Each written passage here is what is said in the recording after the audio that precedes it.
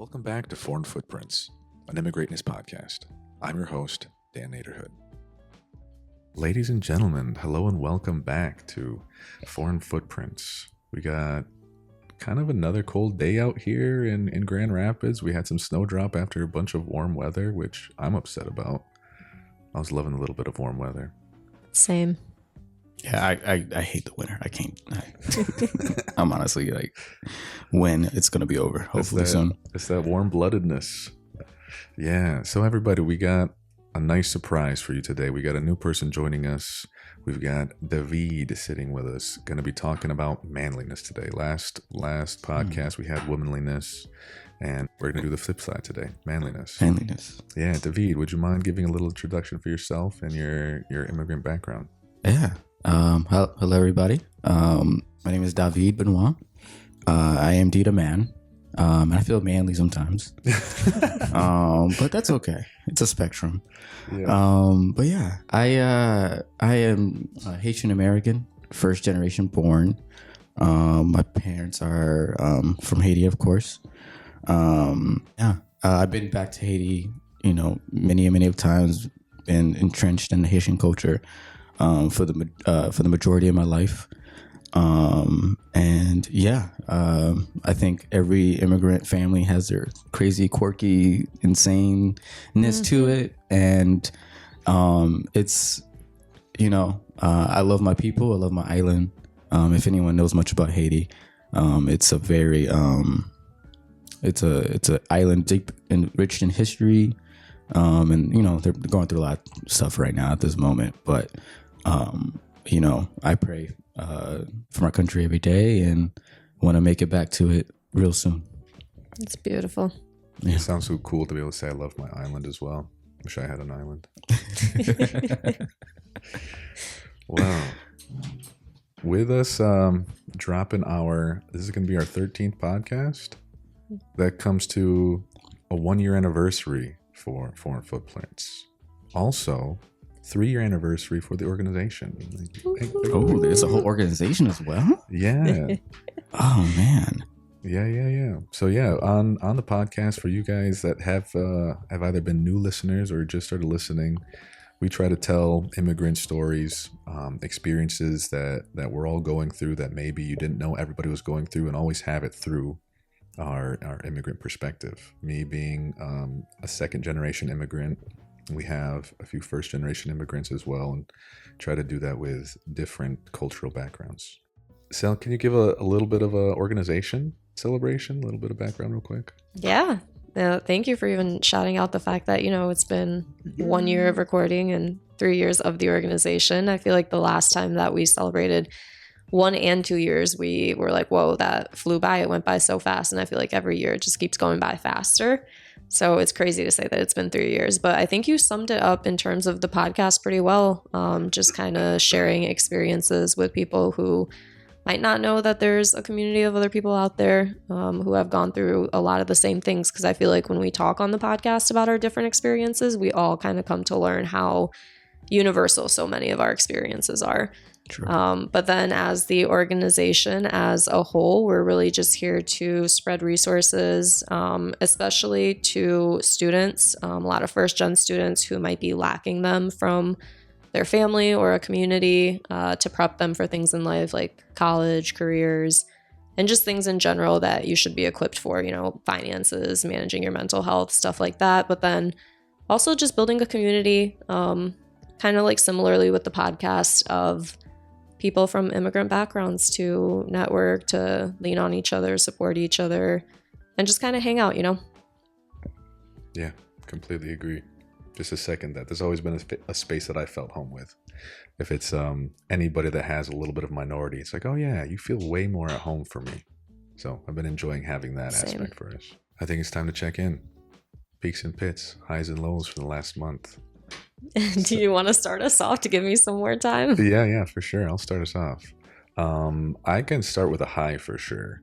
So this past Friday, we meaning my friend Omar and I, we had a little vinyl night We were I'm DJs. so mad I missed it. Bro, It was I'm so upset fun. you missed it too. It was a vibe. That energy was insane, especially every time somebody was like in the middle of one of the dance circles yeah. and just the way they were being hyped up.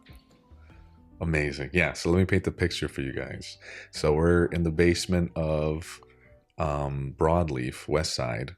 My friend and I, we had 2 vinyl decks playing only vinyl music and majorly Hispanic. So cumbia, salsa, bachata, some reggaeton. But then also we tried to venture away to some other fun stuff, some funk and a little bit of disco. But we're over there dropping tracks. We got this big crowd of people that came to show up for our second event. And there's some people that we don't know, some older groups, that seem like 50s. There's some mother and their family over there. And when the vibe really started getting going, we drop a track and we see everybody turn their heads, their eyes light up like, oh shit, this is my shit. Yes. Start dancing.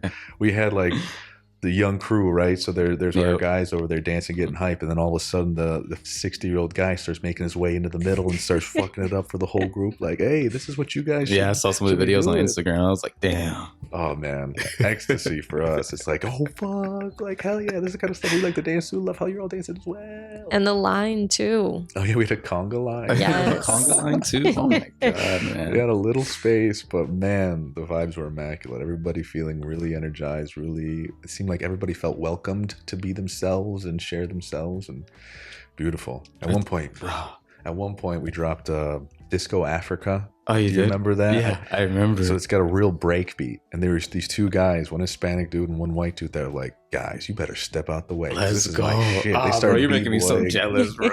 Me and Omar both were like, where's David when we need him?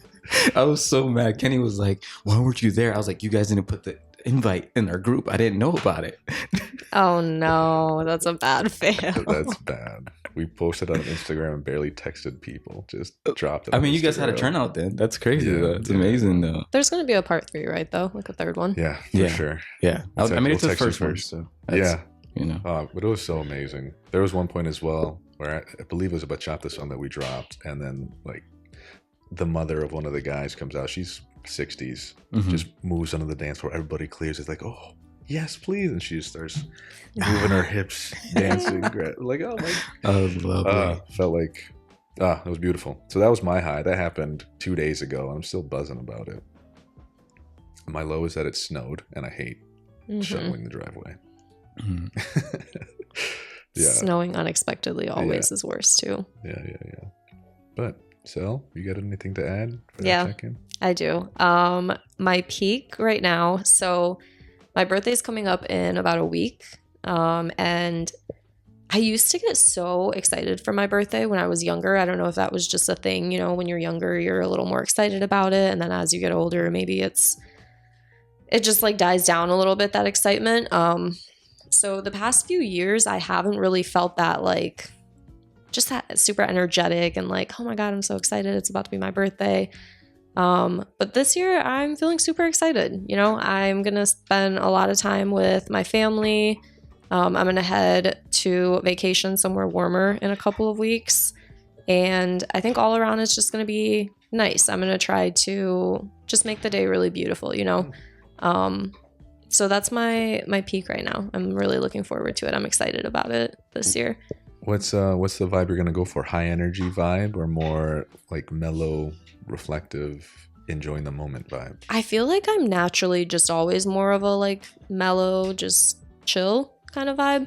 So that's what I'm going to go for. I know my cousins and I are going to go do some trivia and get some food, some dinner one of the nights. So that's probably as like high energy, I guess, as it'll get. Nothing too crazy. I'm not planning like throwing any kind of party or anything, but I think kind of just like, yeah, sitting around with my family and just like enjoying that time. Beautiful. And then I know we do this sometimes and say that, you know, we embrace when we don't have a pit.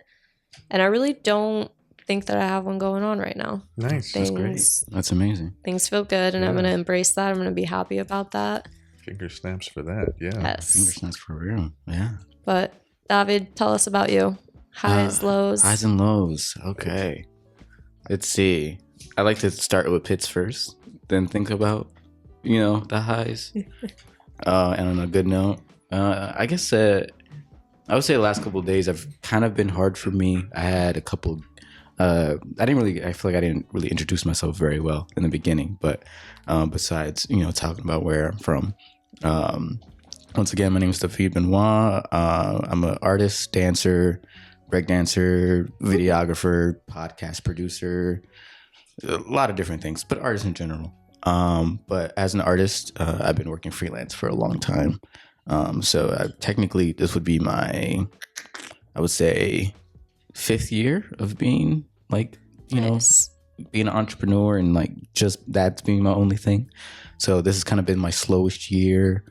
Not my slowest year, my slowest month and a half. So I just haven't had any work. And I think a part of being an immigrant child, I feel like you always have to be working. And so when you're not working, you feel absolutely worthless. That's so real. So I haven't been working at all, and I've been just trying to relax and just plan and network and set up my next few months. But not working this entire majority of this month has been a mind fuck. So I would say the last couple of days I was feeling it. I was like, damn, what am I? I'm not doing anything with myself. I need to, you know what I'm saying? And I'm just having all these thoughts, and so I think all that reared its head, and so I had my kind of I wouldn't say breaking point, but I was it really hit me. I was so I had to get out the house, do a couple things, just figure out a way to kind of get myself out of that pit. Mm-hmm. And I feel great today. Good. And the day before I did a lot of things, just reaching out to people, talking, diving myself back into my hobbies, and just kind of keeping myself busy, because I was this is not it. Mm-hmm. So I would say that's my pit. And so as my highlight, I would say I drew a full.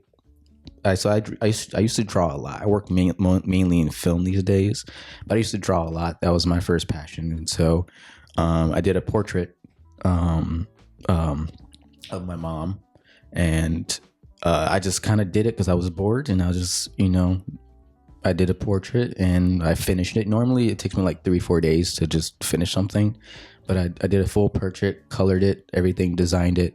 Sweet. And by the end of it, I felt really great. And I felt really connected back into a past version of myself. So I would say that's my high.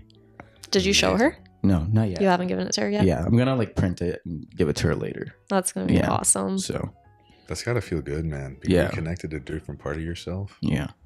Cheers to that, bro. I'm glad you have that too, though, because like you said, if you have moments like this where, it's going a little bit slower, or it's making you anxious if you're not doing something, it's okay to be there, but staying there is usually not okay. So I'm glad you have this stuff to get out and do and keep you sane. Thank you. Yeah. Yeah, bro. And to double down on that, like you're saying, immigrant perspective is you better be working. Yeah. Mm-hmm. Man, my mom used to say stuff like that as well. We'd be doing homework or other things. So she's like, do you need a rest? Do you want to rest from something? Mm-hmm. That would be nice, Mom. Okay, do the dishes. What? No. What are you talking about? Why'd you trick me? That is so real. It is so real. For her, that's exactly what her mom would do to her. Yeah. It's resting is just different type of work. Yeah. It's instead of being out in the fields all day farming, whatever, okay, let me rest and just do the dishes. Minimal. Yeah. But we're you lied to me. Why'd you do this? That's funny. My mom used to do something like that, but instead of with resting, it was if I was bored. So if she would see me just being bored, sitting around, she'd be like, oh, are you bored? You have nothing to do? And I'm like, yeah, I'm a little bored.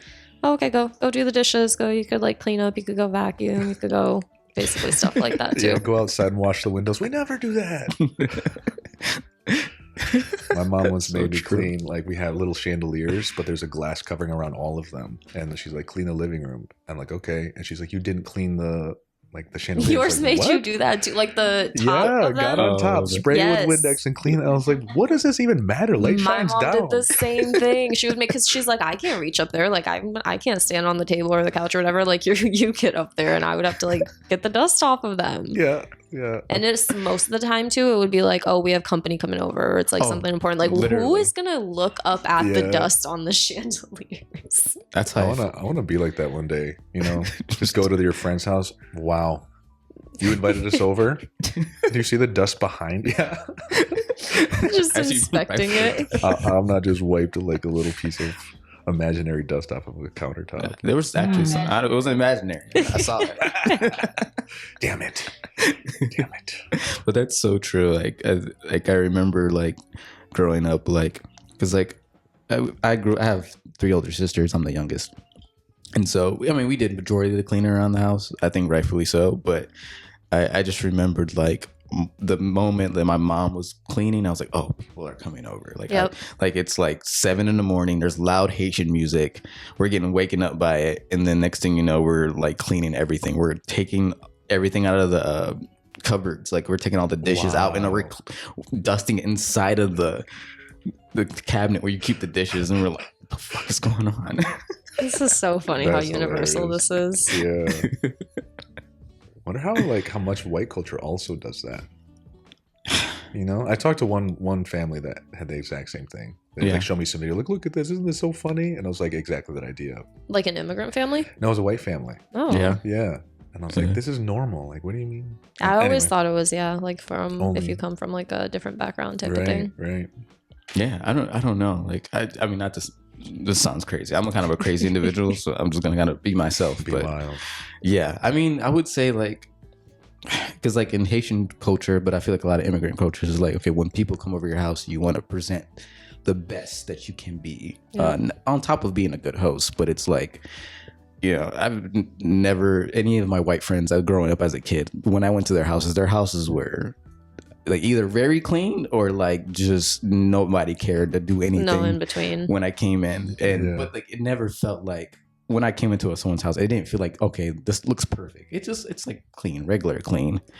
But yeah, I remember growing up, and this could sound bad, but I remember growing up like going to my first few experiences going to white people's houses. Majority of it was like, oh, this is not comfortable. This is not clean. This is, you know, and I was like, for a long time, and I think this is kind of a prejudice thing, but for a long time, I was like, I associated that With white people. with white people. Yeah. And so like, I remember. Were they poor?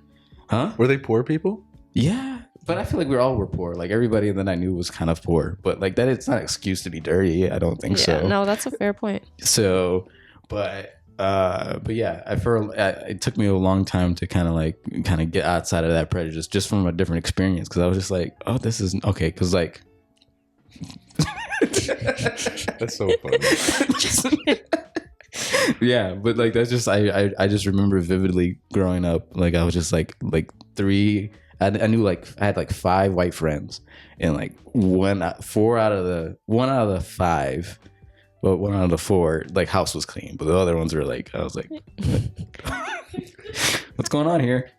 I will say one thing, and I will die on this hill, you guys.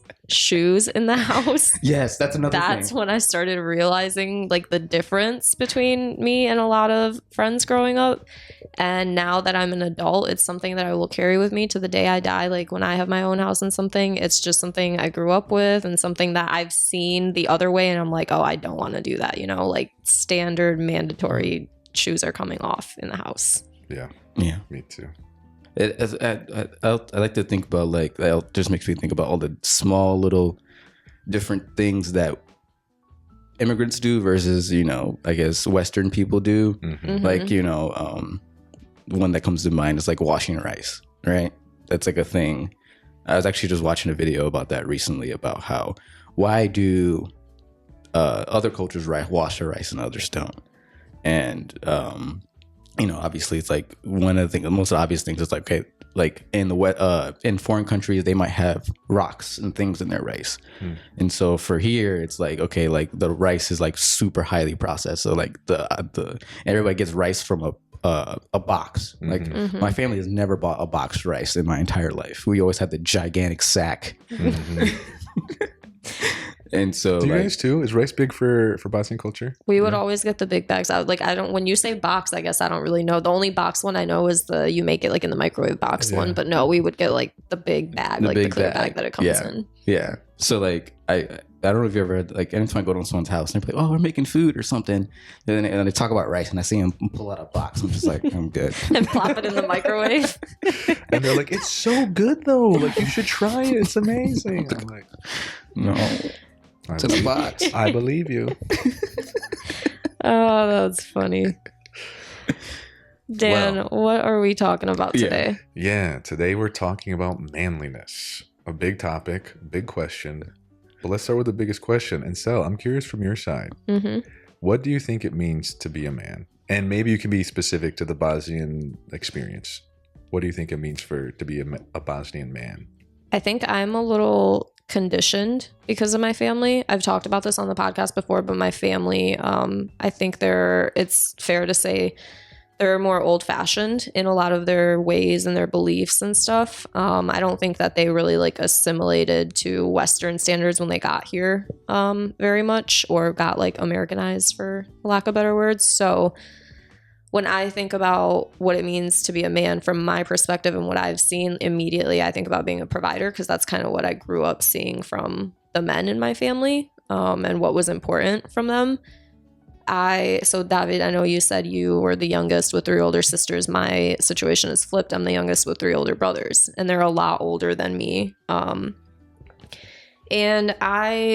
I was actually just thinking on the way here about how interesting it is when you grow up around, the men in your family from a woman's perspective and kind of see them at this age that they're at transition. You've almost seen them live different versions of themselves. So like I remember growing up with my brothers and seeing them be a little bit more careless, or I guess like kind of ignorant to the world, just be like younger guys. And now that they're older and they have kids and families and stuff, I've seen their priorities shift. So now that they're men, it's a little bit more like I've seen them jump into, wow, I need to protect my family. I need to protect my children. That's what it feels like for me when I think about it, Yeah, growing up, I had a lot of Bosnians around my circle, especially because of the soccer world. But I always thought it was interesting. It seemed like Bosnian men were extremely expressive and self-confident, I thought. It's like the culture gave them this ability just to be themselves. And it sounds weird as well. Like even the nerdiest looking Bosnians, I'm like, wow, you are outspoken and confident. Interesting. Bosnian culture, like the guys are really confident like that. Yeah, no, one of my best friends. Give this like crazy eyes. Yeah, for better or worse. One of my best friends, he passed away, but he was Bosnian as well, and I would agree. Like they have this like just so much self-confidence, and I would say like watching my friend grow up and knowing him for all these years and interacting with his family and all his other Bosnian friends. Yeah, there's like a huge sense of pride in like family and, stability, and providing that was a huge thing. And that's something we always talked about, because I remember, he also was a first generation Bosnian kid. And so like, I just remember all the time, like it felt like we would have conversations about getting ready to be, providers. Yep. And I think that's like a regular conversation for most men, but I think, within his culture, like I think his dad, I never actually met his dad because his dad passed away when he was younger, but his dad like provided everything for their family. So when his dad died, his mom had to do that. That's common. And that's so really common. I just remember him like, wanting to be that for his mom, See, what's interesting though is so my dad, he did the same thing for, I'd say, my brothers and me. When you say like his dad provided everything for his family, like my dad went and he worked and he made sure that we all had, like a roof over our heads, we had food to eat, we were like, all of our needs were taken care of. But there's this kind of interesting I guess lack, because my dad grew up losing his dad pretty young early on, because he was the youngest of all of his siblings. So when his dad passed, he was young. He grew up without a father, and I think knew that when he grew up and had kids was going to have to provide for them. But since he grew up without a father and without like a male figure in his life, he grew up without a lot of guidance on things like how to fix stuff around the house, for example, or how to like fix stuff with your car, or how to manage like your money wisely, like just stuff, that you would learn and like pass down as a dad, I'd imagine. So he did the same thing, I'd say, for like what you said your friend's dad did in terms of providing everything for the family, for us. But then I noticed in my brothers, they ended up getting to a point where they noticed too, and it hit them like, oh, we weren't prepped well in a lot of areas. Like now we're about to become dads, but we don't know, like we haven't managed our finances the best, and stuff's getting real, and we need to like learn how to be able to fix something if something goes wrong. And it's kind of interesting seeing how that plays out. Just based on whether you have kind of, I guess, like that presence or not. Yeah. No, yeah, I definitely agree. And I think like, and I don't know, Dan, how much of a handyman do you think you are? Well, compared to my dad, I'm like 50% my dad. Yeah. So like I can do some things. I think compared to our generation, I can do more than most. Yeah. But yeah, I can't like completely fix a wall without a little bit of like, hey, Dad, how do you do this? Right. Or YouTube. Yeah. But yeah, what were you gonna say about that? Well, I would say I think that's the same thing. Like there's the parts of traditional manliness that we see, right? It's providing, for your family financially, being able to fix things and be like literally, just reliable in every physical sense you can think of. That's a great word for it. Like just being reliability. Yeah. And so like, my dad, my dad, in Haiti, he was an electrician and also a tailor. And so, but my dad like just knows he just has a whole bunch of handy skills. And I think a lot of immigrant parents have a lot of handy skills. And my dad growing up, he always made me just do everything with him. And I feel blessed to have my dad teach me all these different things. And so I think about how I would say out of my friends that I know, like, and we have some of the same friends too. Like, I'm the only one that knows how to fix things. That's funny, man. I remember one time we were at the Grand Rapids Art Museum, and we're sitting watching this artist talk, and something was messed up, and they couldn't fix it. And you just get up and walk over and help them out and get it fixed. And everybody's like, "Yeah, that's David. David can fix everything." So basically, if your guys' friends have kids, like they're going to be calling you to fix the stuff, probably or whatever. But I that's something that like I never I guess associated with being manly.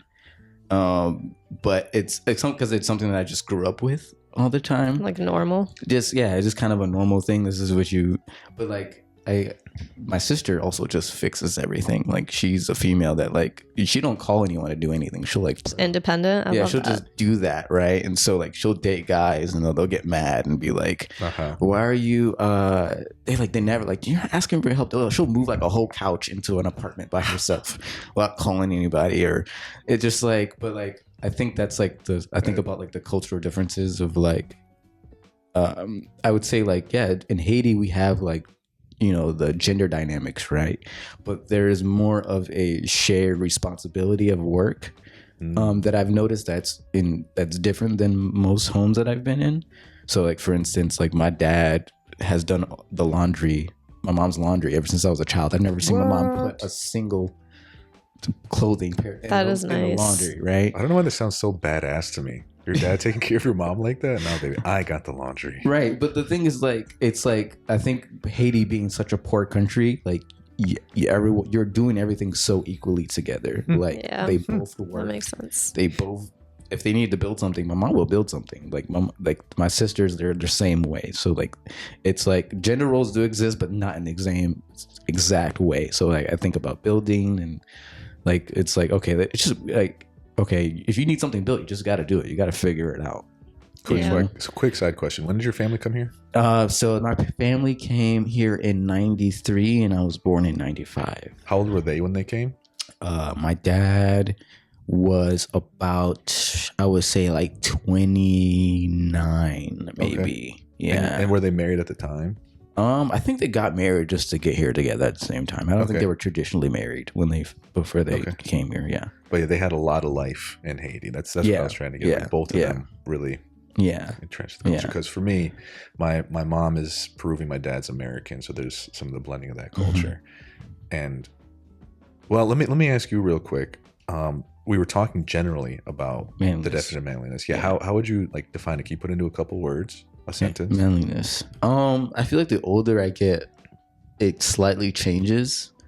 But like, because we have this societal idea of what manliness is, and I would say, I'll tell you what I thought it was and what I think it is now. Great. When I was younger, I would say from like the ages of like 12 to like 22, I would just define as like being reliable,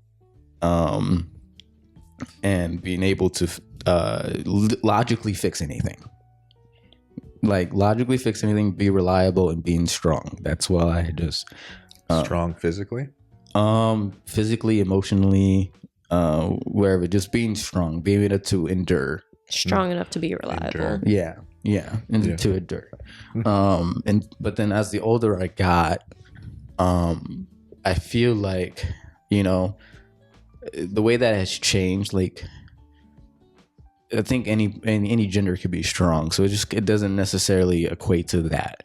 I think what a true man and what is to me, and what I think if I had a child, I would just kind of tell him is being confident, within yourself, and like your own definition of manliness.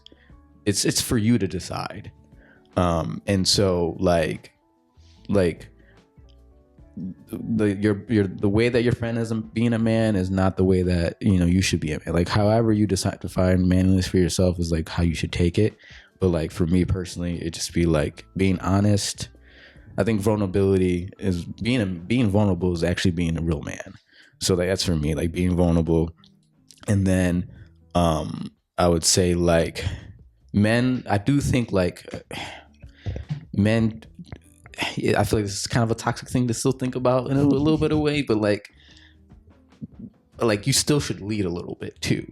Like, you know, so like being vulnerable and lead, because like leading requires people to follow you. They have to feel like they can believe in you and they can feel like they can trust you. And to do that, you have to be vulnerable. And so like no one, like people want to be able to relate and connect with you. So like lead, be vulnerable, and, you know, I would say like maybe like just kind of those two things, if that makes sense. No, that makes complete sense. See, I feel like my viewpoint on it, or what I like grew up seeing it as, was still that kind of like younger idea that you had of it. And then you obviously grew as a man too, and you figured out more of what it is. So that's interesting. That's a really good way to put it. Yeah, there's like one more piece to it that might come along to me, but you know, how about you? Yeah, well, first I need to say beautiful. That was a really nice definition. I like how you also have what it used to be, what it grew into, and defining it for yourselves. Because I think that's a very, very true thing of we all have different skills. We all have different natural abilities. So try to be the best you can, good to your partner. But let me try to get into my definition then. So what I think about it now would be similar as to what you said, David, of having stability, being able to be reliable, being able to provide and fix things. So yeah, like be able to provide a home and build some things that you'd be able to want.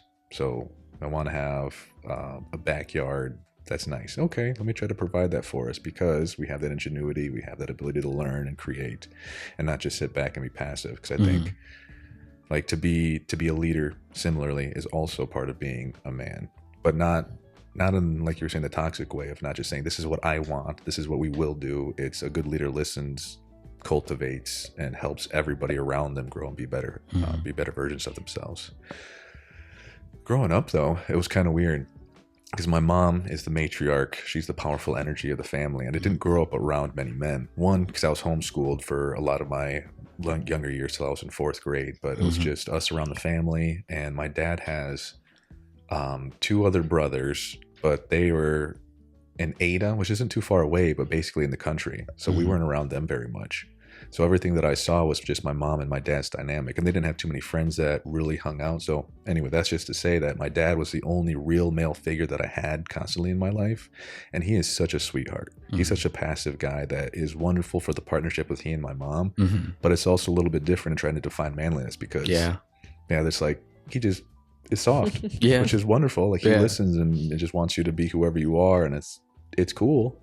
And like trying to figure out what does it mean to be a man. I don't know. My dad never was like, come here, son, let me teach you about how to provide for a woman. Right. Or like, this is what men do. Yeah. He's like, you see your mother there? This is how you provide for her and do these things. Yeah. He just kind of was, which naturally he is a provider. He likes to fix. He likes to like create as well. But any sort of problem, he'll try to fix it himself and do those things.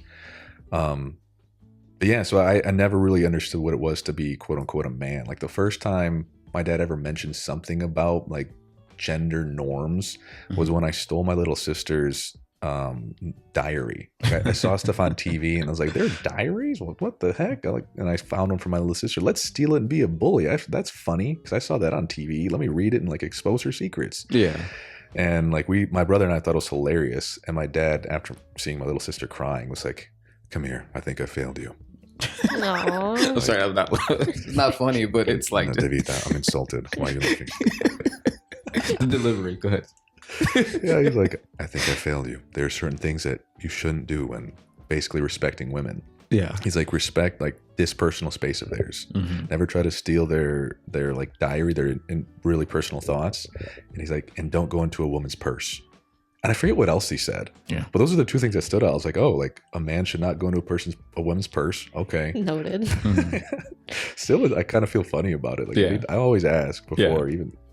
That's anyway. Fun. Yeah. But yeah, that's really it of like kind of providing, building, trying to provide in that way financially. But yeah, no real big ideas, which I'm curious. Did your dad ever say that? Come to you and say like, this is what a man should do. This is how a man's role would be in a relationship? I would say there's like there were a lot of conversations that were kind of like that. I would say like my dad was a great dad. I mean, he was a terrible husband. I love you, Dad, but you were, you know it. It's just okay. Keeping it real. It's keeping it real. But he was a great father, you know, in the sense that, you know, he really instilled a lot of stuff with me. Like he may not have always practiced what he preached, but yeah, I remember, you know, vividly, you know, anytime we had stuff around the house, he'd be like, hey, you need to know how to do this. Even if I'm like tired, I want to go to something else. It's like, no, you're a man. You need to know how to do this or whatever. Or when I started becoming a teenager, you know, he started talking to me about girls. They'd be like, you know, I mean, there are some like, I would say like, my dad is like more progressive than most Haitians are. I would say that, but that still doesn't, you know. What does that mean? So like, I think a lot of immigrant men, they have this thing where like women are designed to be of service of men. So it's like, or like I can do whatever I want because I am the man type of thing. Because like I am providing everything. Yeah. So I think the dynamics of the home, but then like just the way how he kind of like, my dad was very much like, I remember the very first thing my dad talked to me about, because like I don't even think sex was a conversation. Just one of those things that just like the sex just kind of came up, and he was just like, hey, if you ever just know, if you get a woman pregnant, you have to take care of her for the rest of your life. Like I'm like, I'm just imagining him just randomly saying this to you one day and then walking away, busting the door, just leaving you with that. Yeah, I think I just remember I was like chilling, and then he was just like, "Hey, you got a girlfriend?" I'm like, "No." He's like, "Oh, okay. Well, if you ever get a girl pregnant, just know you got to take care of her for the rest of your life." I'm like, "Okay." What does that mean? How old were you? I think I was like 14. Oh, okay. So I mean, did your dad have a sex talk with you ever? I think like they like it was never like really like, okay, we're gonna sit down, we're gonna talk about sex today. It just always was random, and I just remember it would just be like, I don't know what you're doing, but be safe. Be safe. Wear a condom. We're safe. Be safe. At least he said that. Or it'd be like, don't have no baby, or we're not take care of it. I'm like, okay, all right, yeah, I get it. It was just, but I remember like, it was never like, this is how you like, just very super intentional. It was just always random. Yeah. But I just remember like growing up, my dad was like, okay, respect women. If you get pregnant, take care of her, and like just be respectful. That's just, and then he said, would you do this to your sister? Think about it. Is this your sister? Would you treat your sister this way? I'm like, yeah, you're right. You know? You listened? I would have ignored. Like, the hell? That's not my sister. Like, that's different. That's nice that he did that to you, though. Like, really tried to bring you under like that sort of man son role of this is what you should do. My dad and my parents were actually really passive with that stuff. Like when I was really young, when I first had the question of where do babies come from, I went and asked my dad, and he was like embarrassed to answer. I was like, Dad, where do babies come from?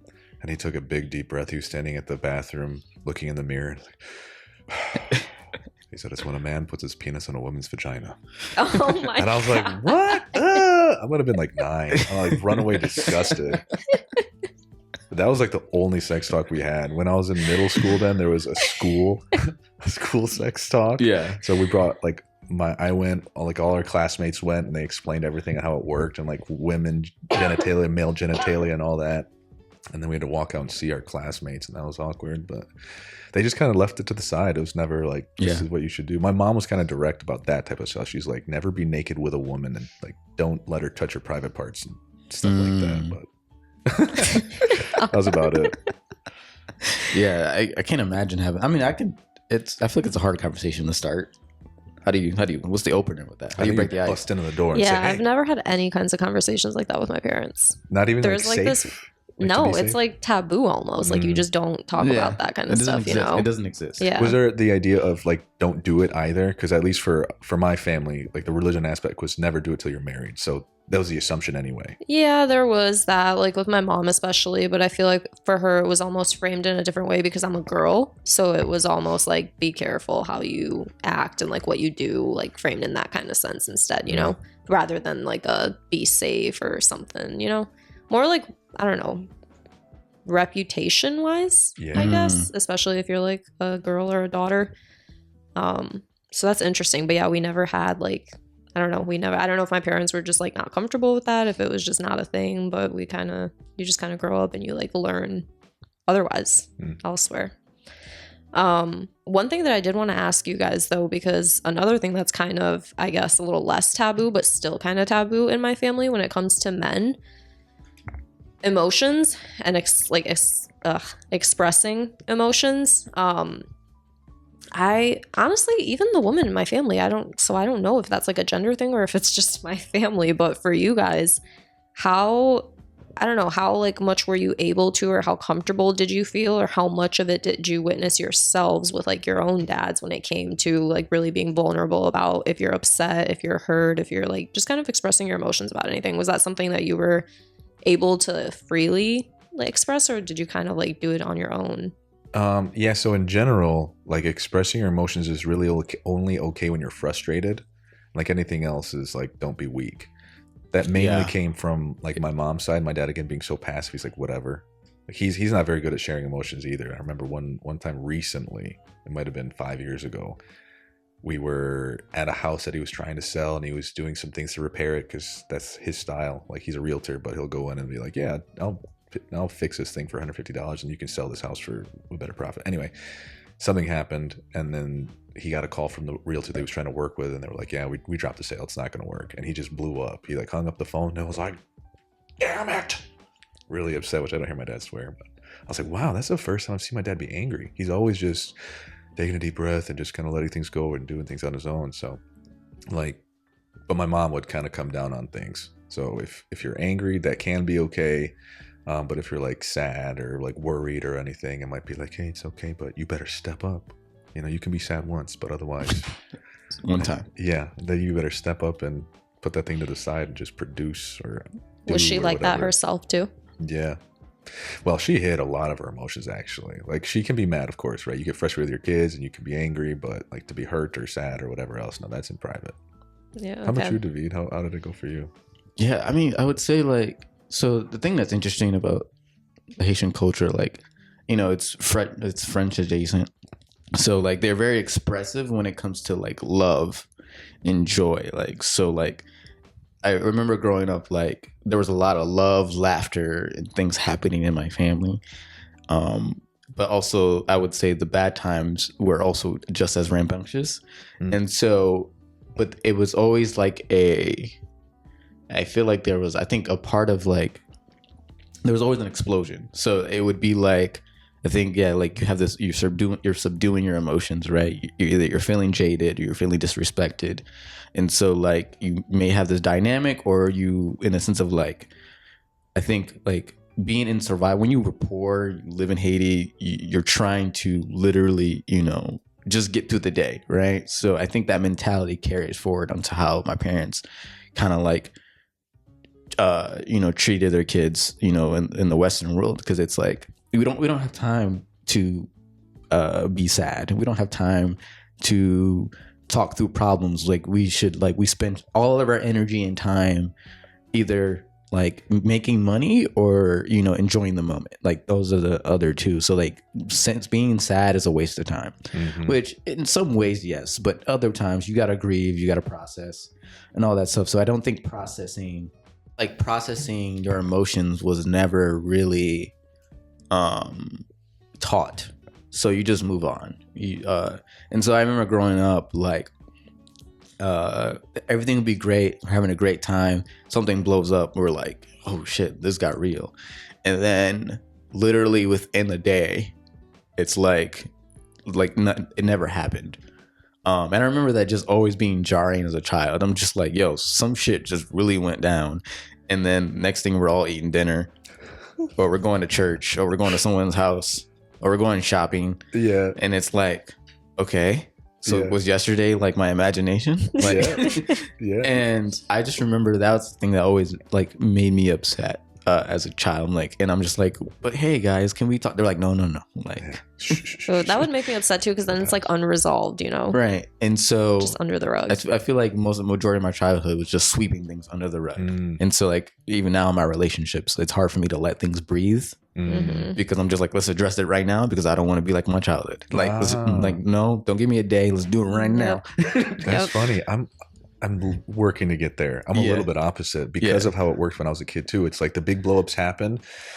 Take a deep breath and then just wait for it. Okay, is it done? Okay, it's done. And then we can go back to normal. Yeah. So that's my natural reaction. Is like, okay, like either I like have it blow up and just let me be and I'll like leave it. We don't have to talk about it. Or my partner, like, you have your emotion. Okay, like, do I do anything? Because my family wasn't good about that. So it's just, okay, let you be. We done? Like, are you done? Yeah. Okay. But I think that's such a healthier way. Yeah. Let's actually talk about things. Yeah. I think like, I mean, depending on the situation, you can kind of let things go if there's a mutual understanding. But yeah, like, when it comes to, when I think about my mom and my dad and how they dealt with emotions, like, my mom, she suffers with some bipolar disorders. And so like, that was always kind of up and down. And my mom was never really open about her mental health until like literally 3 years ago for me. So, but with my dad, I would say like my dad, I think being a part of like getting back to the core theme of the episode, manliness, right? It's like never show that you're not necessarily weak, but you're unwavering. Like you're even keel, you're reliable. Like I think as a man, the thing that I've always try to emulate from what I watch my father do is that if I freak out, everybody else freaks out. Right? If I'm mad, everyone's gonna get mad. Like I gotta set the tone. And for us to keep things moving forward and keep everything going, like I have to set an example. And so I would push my own emotions down and always try to seem like the perfect, emotionally everything's handled person. And then I'll cry about myself later. That gets exhausting because you're caring for everybody else, but then nobody's caring for you, including yourself. Exactly. And then also too, it's like, okay, you have no one else to blame because you're not expressing, right? So then you can't be like, whoa, it's me, my love, I no one cares, or like you're not expressing it. So then you get this weird loneliness that's self-inflicted at the same time. Yeah, it's a bad cycle. Yeah. Which brings us kind of back to one of the points that I wanted to address and a new question. Like you mentioned before, being vulnerable is being a real man, which I completely agree with because of these moments of having to push things down, and maybe that comes out in a different way. So like feeling insulted, feeling belittled or whatever else. And if you bottle those feelings, then they could come out unhealthily, maybe retaliation, which I think the better way would be to be what is it? It's kind of like an unwavering person. Hey, like I felt these things. This is what I'm feeling. I want to be able to lead well. I want to be able to have a healthy relationship. So let's talk about this. Which I want to ask, kind of how that relates to friendships. Because what does it mean to be a friend in the male circle? Because I feel like vulnerability is something that is really needed for males. Yeah. I think it's, I think there's I've seen a lot of TikTok or like online discourse about how men have relationships and like it dumbfounds women sometimes. They'd be like, oh, they just insult each other all the time. Or like they insult each other all the time. Or like a girlfriend be like, a girl would be like, hey, how's Ron doing? And you're like, oh, he's going through a divorce. And you're like, okay. And then they're like asking more questions. What happened? You're like, I don't know. I just, You guys never get all the information. You don't care. Well, I think this is I don't know I feel like there's like levels to it. I think like men, we do this consciously. I think men do this at different levels with different friends. Because I think men, we know which friend how deep you can poke in with different friends. And so like I think in a situation like that, it's like, okay, like we ask maybe like one or two questions and oh, he's not. Yeah, we're just gonna leave. We're not doing it right now. But like also too, I think I think that also goes back into the culture. Like, okay, men, we're trying to help them move on. Like, okay, you're not thinking about that. Let's just think about this football game or this video game that we're playing or whatever. Right. We saw you real quick. But come on, bro. Let's go. Yeah. I would say like personally for me, and I think Dan, you can attest to this. Like, me and Dan's friendship, the way that it like blossomed. Like every time we interacted with each other, it was always immediately like really like a deep and emotional conversation like every single time. Yeah. But I also think that's just Dan. That's the type of person you are. But I would say me too. No, I completely agree. Just to add to that, that's why we connected. Yeah, the ability to do that together. Yeah, I think that's the ability to do that together for sure. What was the actual question? So I can just what does it mean to be a friend? What it means to be a friend. Yeah. So, and I think about what it means to be a friend, not only to other men, but also to other women. I think going back to vulnerability, and sharing perspective, but also leading your friend to try to make a decision that's hopefully better for them, right? I think about like my best friend. We talk almost every day. He lives in LA. He used to live here, but we always constantly having conversations about lives, and we've had our ups and downs. We've almost not been friends a whole bunch of different times, but we're like brothers. And so when I think about this question, makes me think about him in the sense that I think like what it means to be a friend is like be there to listen to your friend, and like just to be there to listen, support, and also like kind of like I would, for better lack of term, like push them in the right direction, and just knowing, like not just projecting what you think is right for them, like listening to what they need, and then like try to like reinforce them to go in that direction. And I would say like I feel blessed that most of my friends also do the same. I feel like they really listen to me, and they are like, you're saying that you want this, but it sounds like you want this. I'm like, I do want to do that. And they're like, then why are you doing the other thing? I'm like, cause I'm trying to do this because of whatever insecurity that I have or whatever thing that I'm doing. They're like, well, no, fuck that. Just do the thing that you want. Yeah. And so I think like that's what it's like really to be a friend. And you need that. You need people like that in your life. Yeah.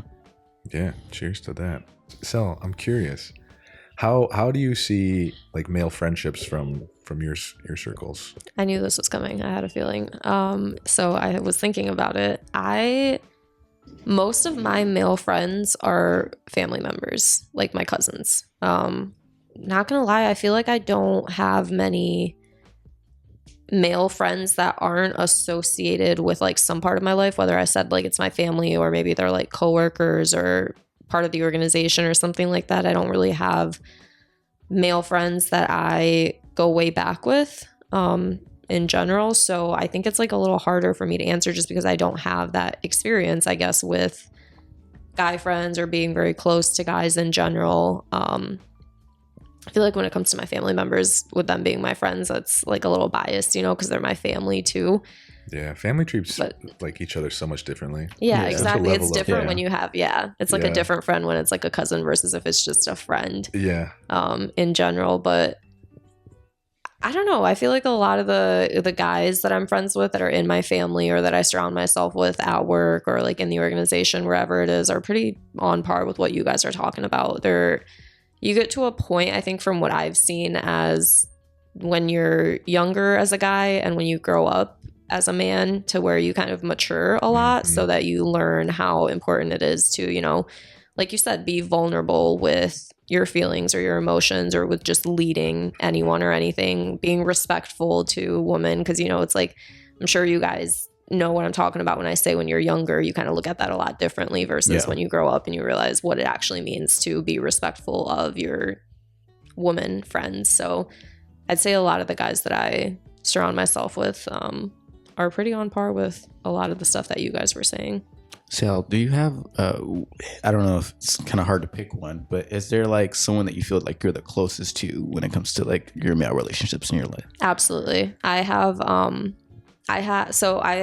3 brothers. Mm-hmm. They're all a lot older than me. One of them specifically, I just was a lot closer to growing up. I don't know if you guys have that with your siblings when there's multiple of you, or one of you, or 2 of you, but one of them 4 of you are just like a lot tighter than, I guess, with other ones.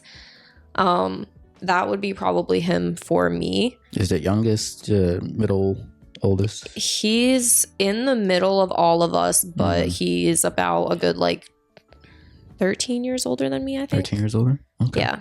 So he's quite older now. And how do you feel about like the relationships of like the men in the relationships? How like have you seen how he interacts with his friends, and how does that make you feel like on the outside in, just looking? Because like, this is your brother, so like I know like me, I'm closest to my youngest sister, right? So we talk about everything. She knows all my friends, and she loves some of my friends. She doesn't like some of them, and so like how do you like outside perspective on like how your brother has had different relationships and how he's grown? Like I'm just curious, because like this is also a question I would probably ask my sister when I talk to her later, but like how does that look like to you? I don't know if it's just because of his age, because he's older now and like a father now, but I feel like his friendships changed with his age. So there are some people that he is still very close friends with that he used to be when he was younger, but their friendships don't look the same anymore. Like before, it used to look like, yeah, we spend a lot of time with each other. We take trips places. We have money to blow because we're working. We don't have like, you know, other responsibilities. And they were all really, I'd say, like good friends. You know, they were all pretty close to each other and stuff. That's why they stayed close after all these years. But now it's definitely everybody's kind of like in different places in life. So it's like they see each other not as often, but the bond is still there, you know. Maybe they're not as close after all this time as they were when they were younger, but I don't know. It's been interesting to see him change and see those friendships change with him. I also feel like I look up, like aside from my brother's friends, when I think of just him and the way I've seen him change through his friendships and his life, it almost sets kind of an example for me. I feel like I look up to a lot of the ways that he acts. Just because, I don't know, I feel like I admire it. I admire that growth that I mentioned that I've seen in him, where it's like he is very conscious now of how he wants to spend his time. And that's another thing with his friends and stuff that I don't know if it comes with age, but it's very much like, I don't have time for certain things in my life, and I'm going to be straight up about it and say no if I don't want to give my time and energy to it, you know? Like that's why I feel like the state, and I admire that. I feel like it's the choices that he makes now are a lot wiser and smarter as a man from what I'm seeing, and it encompasses everything from like himself to his family to his friendships. So I think I don't know. I think that kind of comes with age from what I'm seeing in all of the men in my family. There's like a big shift that happens in your life when it's almost like there's a line somewhere where you're like. the frontal lobe? Actually, maybe. You know what? Hold on. I think men's frontal lobes do develop after women's. I think that's a fact. So maybe you're right. Maybe that's just like what it is. Your frontal lobe fully develops and then things just change. I don't know if you heard about this either. It's kind of a side note, but it's related. But it's like they say like, okay, I think like men it's like 25, 27, frontal lobe fully developed. But they said if you're like, if you're like ADHD or you have some kind of like, you're not neurotypical, it's like even later in life. So I'm just like, what do you mean like 35? What do you mean? You're like, come on, frontal lobe. No, you guys, that makes so much sense. I feel like that's exactly what I've seen happening. So it's interesting to see that. It's very interesting to see how, and I'm sure, I don't know, maybe you guys see that in women too, but I feel like it's specifically, I see it more in the men in my life than in the women, where like they just have this shift where they're one way when they're younger and then things kind of just change as they get older. Yeah. To add on to that, for me, like being a kid, I had basically two personalities. One of them was like in competition and one of them was outside of competition. And for me, it's like I had this like need to kill, quote unquote. So for me, that's within the context of sports, where I try my best and I beat you, you're never going to beat me. And that's my killing mentality. Yeah.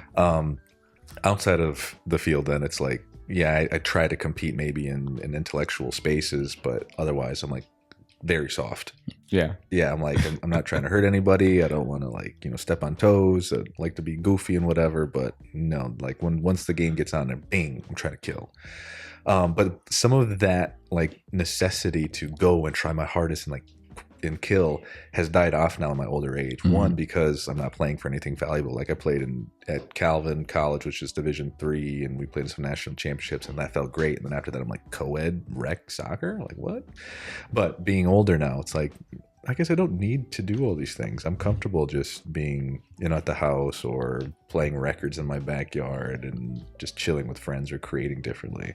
There's that frontal lobe. Frontal lobe. Yeah. I have another question. I don't know if we have time. I just want to be conscious. Yeah, go ahead. Okay. Yeah. My producer brain's like, but like, so I think that's an interesting conversation. That's the topic in the sense of competition related to manliness, because I think that's exists and also in for sure, for females as women, well. Yeah. Not females. No, you guys hate that word. For women. There's a lot of debate about that. But I don't competition. I'm curious to what you think of. I mean, you can answer it, but I don't know if you just for the podcast. But for competition for men, I wanted you to kind of expand that a little bit more. And I'll just tell you about what I'm thinking about. So like for me with competition, I think when I was younger, my dad always very much instilled into me that my competition's with myself. So I never really was like super competitive. I never felt like I needed to go and beat anybody or go kill. I did competitive martial arts as a child. I danced and I did that a little bit competitively too. And I've done a little different things, but like I never felt like I needed to dominate somebody.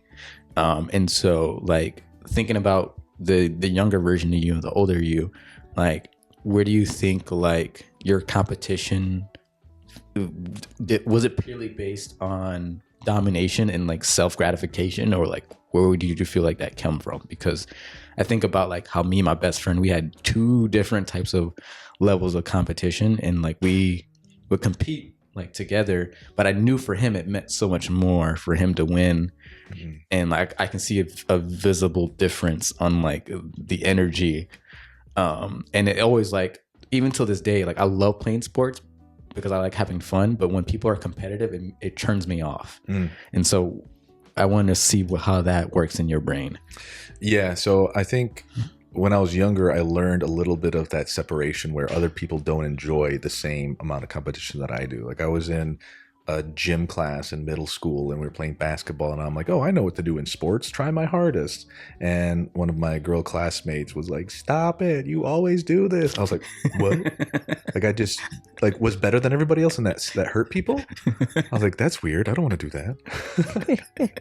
So like I learned how to turn that off in certain spaces. But basically the line was, if you choose to be in this competitive space with me, then that's where all of the rules kind of go away. Okay. So if it's in college soccer, if it's in club soccer, and you're choosing to be here, then I will dominate you as best as I can, and I don't care. You can cry on the sideline. I love it.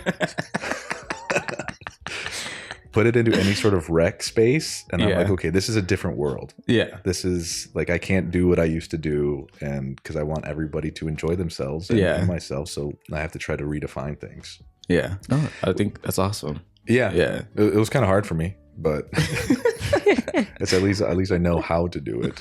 So yeah, okay. I'm glad that you said that because like I feel like I've always played things recreationally. Mm-hmm. I mean, in competitive sense, yeah, that makes sense. But yeah, how about you, Sal? How does competition? I mean, you can talk about it from the female perspective and how females compete. 'Cause Yeah. I feel like it's very different in a way. Maybe similar. I don't know. I think it might be. Well, I think it's different for like in a general sense. And then I think you have obviously, you know, women who are also like way into sports and super competitive and stuff too. So there are outliers for sure. But for me, when it came to anything like sports or like physicalness, I was never competitive in that sense. I feel like if anything now I'm getting more like that than I ever used to be before, but that was because I didn't do a lot of things. Like I didn't do a lot of sports. I didn't know how to do, there was just so many things that I wasn't good at basically. So I couldn't even be competitive with that. My competitiveness came in more back in the day with like smart stuff. Like, oh, if we want to do like a spelling bee, like I'm super competitive. I can like outspell anyone, like that kind of stuff, you know? Now I'd say I'm competitive to an extent. I work in sales now, so I have to be competitive in that industry. But outside of work, just in general, I think like competition, you kind of mentioned this, David, but it's more like internal, you know, like trying to be better. Like now really focusing on like what I used to do and who I used to be and how I was, and then like who I want to be and like beating myself essentially and making sure like in the future I can look back and say like, oh, I outdid myself. Like I'm better. But I think when it comes to, and this might be problematic to say, it's wrong. I know it's wrong, but I think it's just like naturally is what it is. I think when it comes to women, competitiveness is a little different in the sense that when women are competitive, I think amongst each other, especially when we're younger, until you kind of grow up and you have that frontal lobe development too, a lot of it is, I think, like attention focused, you know, like you want a lot of that competitiveness is for the attention of something, either to like look the best or like be the best somewhere, or God forbid if it comes to like a guy and you're like trying to, I don't know, compete with other women over again, that attention and getting that person, like a lot of it is kind of focused around that stuff, especially when you're really young as a girl before you start to obviously grow up and figure out what's a little more important. So I feel like, I don't know if that's the same in like for like guys when they're younger too, if there's a lot of that, but Yeah, there's definitely like I want to be the top dog, so like girls like me for sure. Yeah, so true. Yeah, 100%. Yeah. I feel like it's time to wrap things up. It's been a great conversation. Yeah. David, it was so nice to have you. I'm so glad to be here. This is really good. I really appreciate it. I'm gonna shout you guys out in my next podcast recording too. Woohoo. Yeah, Appreciate it. Yeah, I love what you guys are doing. This is awesome. So Thank you. Thank you, David. Let me reiterate what Sel said. Thank you so much for being here, man. Like in person, every time we talk, we get to have quality, deep conversations, ask good questions, and come to, I think, great understandings of life. So I'm really happy to be able to do that with you here. Yeah, it's awesome. It brought a different perspective too, because we got to learn a little bit more about you, and I don't think we've ever had anybody from Haiti in our org or just on the podcast or anything. So it's always cool to get new perspectives and new background stories. Can we kind of summarize? David, I feel like you did a really good job, so I want to have you do it later maybe. But Sel, can you summarize, like, I guess what you'd like to see in the men around you? Yeah, what it means to be a man for the men around you? I think David said it best when he said, just be comfortable being yourself. You know, they're like, when you ask what is manliness or what makes a man, I feel like everybody, like there can be some common definition, but at the end of the day, it comes down to what is it for you personally? Like everybody makes their own definition. And as long as you're doing stuff and acting in a way and believing in things that make you confident in yourself, that make you smarter, better, and just, I don't know, in a good place to feel good about yourself, then I feel like you're embodying what it means to be a man. It's not about living up to other people's expectations, I guess, of it. Can you add in relationship? Because that seemed to be an individual being a man, which wonderful. And can you add in like what it means to be a man in relationships to maybe you as a partner, to friends, to whatever else? Yeah, I agree with you guys when you said a lot of it is about leading. I know that people may agree or disagree with this, but I do think that when you, as a woman with a man, when that man is leading the right way, it just allows you to kind of dig into a different type of energy that maybe he needs to, that would balance the relationship out, that's more nurturing, and it allows you to be more submissive and be that way because you are confident in him and you trust him because you see that he is, you know, showing qualities of a leader. So I'd say that confidence and that vulnerability to lead, but then also to just be respectful, you know, don't look down, kind of like what we were talking about, some men having this attitude of, if I provide everything and if I'm like top dog, then I can do whatever with a woman. Just have more of that understanding of, you know, we're doing this together. We're a team. Like, I can lead, but I understand you. I'm here for you. I don't own you. I don't, you know, it's, yeah, we're together. I got you, but you got you too, to an extent. Yeah. David, you mind adding on, summarizing what it meant to be a man? Because I really liked your definition. Yeah, I think, like, just to kind of reiterate, maybe say it a little differently. Yeah, I think, first and foremost, you know, being comfortable in yourself. And I think confidence is just, it comes with honesty. So I think if you're not projecting anything and you're being true to yourself, other people see that and they connect to that.